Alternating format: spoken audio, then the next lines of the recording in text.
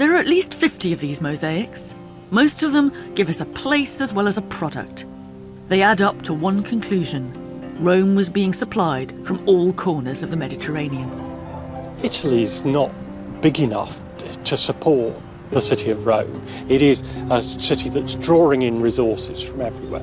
This was a new moment in Western history. Rome had become what we now call a consumer city on a vast scale. These aren't luxury products, they're basic commodities. Wood, leather, oil, wine, and most important by far, grain. People talk about Rome being a consumer city with a population of about 1 million, and that implies 150,000 metric tons of grain a year. Now, I don't know how big those ships are, but you need a lot of ships like that to bring in 150,000 metric tons of grain. As the city grew, farms in Sicily, Libya, and then Egypt were given over to producing wheat for the people of Rome. When the grain ships arrived in Italy, the word would pass round Rome. The food had arrived. This was one thing the empire did for Rome. It kept them alive. But it did more than that.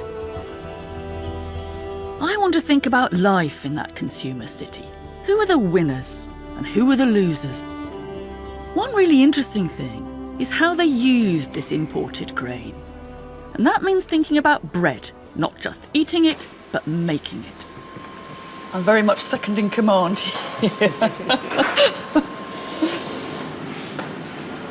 Wait, good. OK, so Right. I'm now being trusted with the action. 200,000 Roman citizens living in the city of Rome got each month what was called a corn dole, a free ration of corn.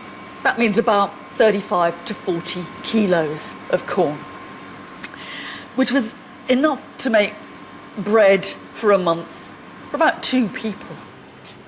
This was an extraordinary privilege for citizens in Rome. 200,000 of them received free rations from the state. But how did it work? Many of them lived in one-room apartments with no kitchens, so they relied on the baker to turn their 40 kilos into something they could eat. You gonna try it? Yeah. Proviamo.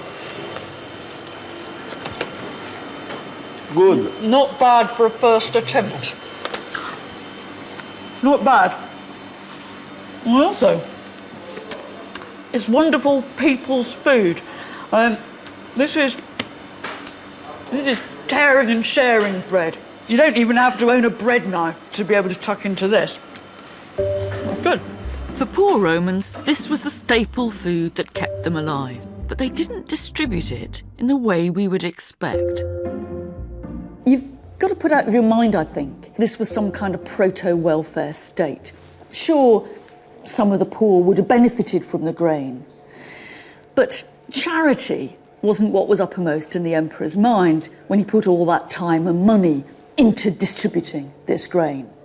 What he was concerned about was the idea that a hungry populace was a dissatisfied populace, and a dissatisfied populace was a dangerous one.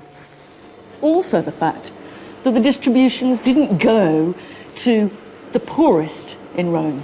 They went only to Roman citizens themselves. You had to be a citizen in order to get this grain. And that made it a really important perk of being a full Roman. In a way, what this tells us is that being a full citizen of Rome was a privileged status to which outsiders could aspire. And perks like the grain handout help you understand why people wanted to be Roman. But it also shows us that all these things, the empire, the imports, the new citizens, were all part of a cycle. The bigger Rome got, and the more it consumed, the bigger the empire had to be to support it. So how did Rome's massive consumption change life in the city? Well, for one thing, this was one of the best times in history to be a baker. And it's a baker who left one of the strangest monuments in Rome, now hidden beneath one of the main city gates. It's the tomb monument of a man called Marcus Vigilius Eurysakes. He's almost certainly an ex-slave, and he was a baker and a contractor. He must have made a whole pile of money in that job, otherwise he wouldn't be able to afford a tomb like this.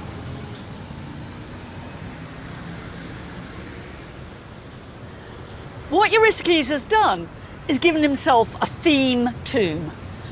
At the very top, all around the monument, there were scenes from the life of the bakery. There's the kneading, putting the bread in the oven, weighing the stuff out.